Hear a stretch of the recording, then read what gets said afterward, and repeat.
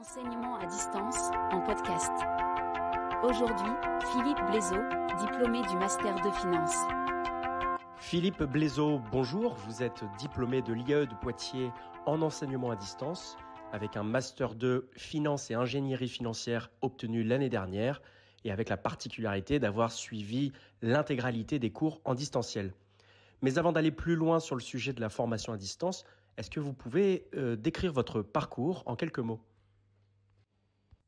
Parcours atypique, notamment sur le plan académique, puisqu'un cursus universitaire initial qui m'a conduit vers des études d'économie d'une part, de gestion d'autre part, pour lesquelles j'ai validé 2 diplômes de niveau Bac+2. J'ai souhaité ensuite m'investir dans le cadre de la formation continue. J'ai obtenu une licence d'économie et cette année donc le master en finance qui nous occupe aujourd'hui et qui nous vaut cet entretien. J'ai toujours pensé qu'on pouvait progresser tout au long de sa carrière et j'ai donc adapté mes études en fonction de mes choix professionnels. Sur un plan purement professionnel, si j'accepte une intrusion dans le monde de l'assurance d'environ 2 ans, mon activité a toujours côtoyé la finance, alors finance de marché, mais essentiellement finance d'entreprise.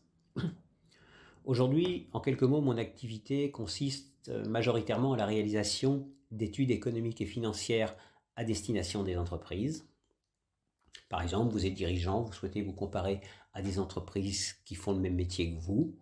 J'utilise une base de données, constitue un référentiel sectoriel ciblé, ce qui nous permet de mettre en évidence vos points forts, vos points faibles.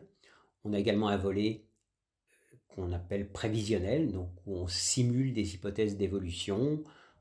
Est-ce que j'ai les moyens de mes ambitions? Est-ce que mes investissements sont en adéquation avec mes ressources? Quelle est ma marge de manœuvre en termes de flexibilité financière? Plus récemment, c'est également le sens de l'histoire. La Banque de France a été missionnée pour mettre en place une cotation verte, un indicateur climat à destination des entreprises. Je participe à ce projet à mon niveau et à l'échelle régionale. Enfin, et d'une manière marginale, une dizaine de jours par an, j'anime des sessions de formation pour mon employeur, donc en interne, en analyse financière.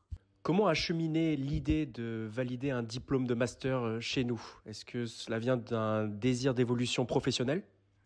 Une évolution professionnelle que je qualifierais de modérée, pour 2 raisons essentielles.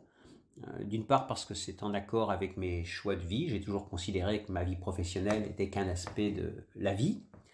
Et secondement parce que mon métier me passionne. Et le revers de cette passion, c'est qu'il est évidemment plus difficile de quitter ce métier, même pour un poste plus important, car qui dit poste plus important ne signifie pas forcément plus d'épanouissement au travail. Pourquoi un master? Parce que pour la fin de ma carrière, j'ai des envies.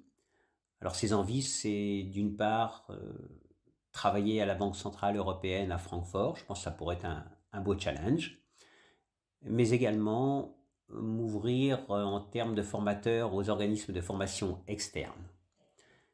Seulement, ces envies, elles sont beaucoup plus accessibles avec un master. Et pourquoi un master en finance? Parce que c'est mon métier et j'ai toujours trouvé qu'on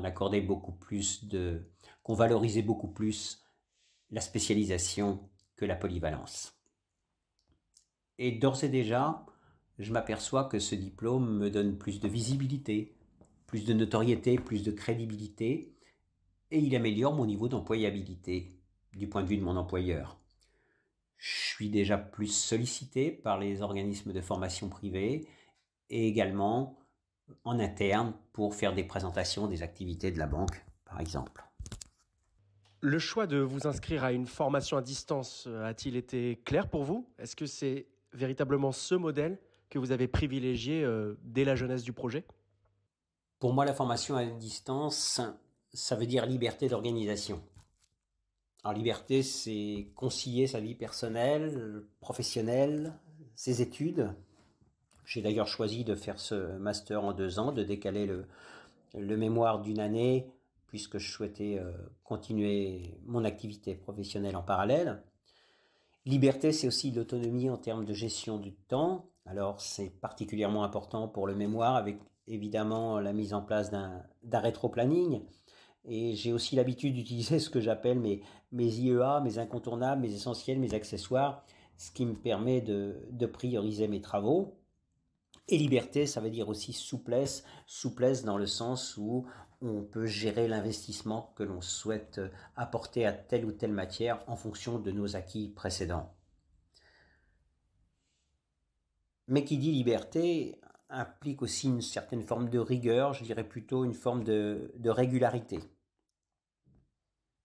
Il n'en demeure pas moins qu'on reste seul face à ces cours. Heureusement, des outils permettent d'y pallier.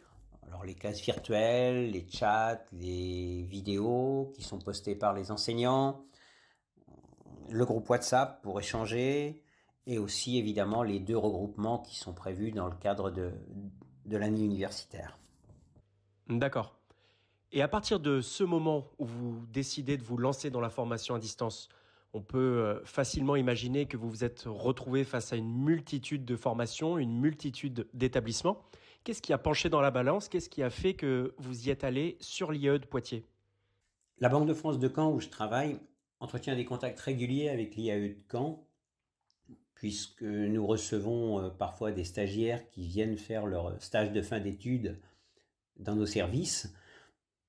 Donc je connaissais la qualité des enseignements dispensés. Donc c'est assez naturellement que je me suis tourné vers cette structure lorsque j'ai souhaité à mon tour suivre un master. Et le master que je souhaitais faire, a fortiori en formation à distance, était dispensé par l'IAE de Poitiers, ce pourquoi j'ai postulé.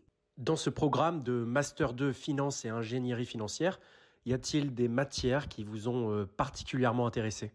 Le programme convenait assez bien à mon parcours, d'une part, parce que j'étais prêt à faire évidemment un effort, mais je n'allais pas faire quelque chose qui était trop éloigné de mon activité professionnelle.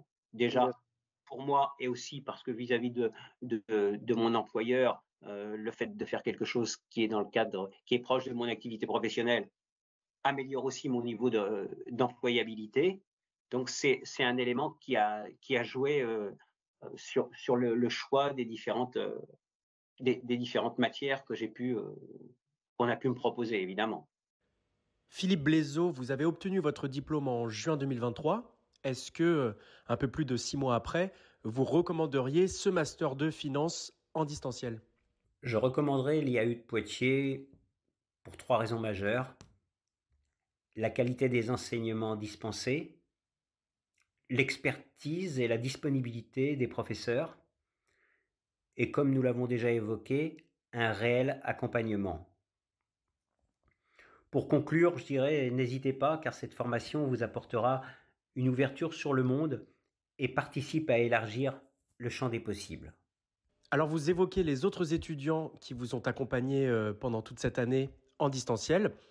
Vous, on l'a dit, vous aviez les 2 pieds dans le monde de la finance, de l'ingénierie financière avant ce master. Est-ce que c'était le cas également pour vos camarades de promotion ou est-ce que d'autres étaient peut-être un peu plus éloignés du domaine? Ceux que j'ai pu côtoyer lors des regroupements étaient soit travaillés dans une banque commerciale, soit étaient en reprise d'études. On va dire que la moyenne d'âge était aux alentours d'une 40aine d'années, mais pour la plupart, c'était des gens qui étaient déjà bien intégrés dans le monde de la finance. D'accord. Alors, ce podcast touche à sa fin. Est-ce que vous auriez un dernier mot, peut-être un conseil à prodiguer à celles et ceux qui aimeraient se lancer dans la formation à distance, que ce soit en termes de motivation ou d'organisation? Ouais, peut-être plutôt qu'un conseil, peut-être essayer de dépasser les idées reçues, de ne pas hésiter, j'allais dire de foncer, et avec un minimum, parce qu'on le disait tout à l'heure, c'est important aussi d'avoir un certain effort, évidemment, une certaine rigueur, enfin, je dirais plutôt une certaine régularité. À partir du moment où on est prêt à s'investir, à être rigoureux, à être régulier dans l'effort, ne pas hésiter, ça vous apportera beaucoup. J'ai souvent tendance à dire que c'est une ouverture sur le monde et un élargissement du champ des possibles. Merci Philippe Blézot d'avoir répondu à nos questions. Si vous êtes intéressé par la formation à distance, Nous vous invitons à consulter la page dédiée sur notre site internet. Le lien est en description. Et sachez également qu'une journée porte ouverte aura lieu le 10 février. Vous pourrez en apprendre plus sur l'enseignement à distance en venant dans nos locaux ou en suivant nos visioconférences. Les liens sont également à retrouver sur notre site. À bientôt.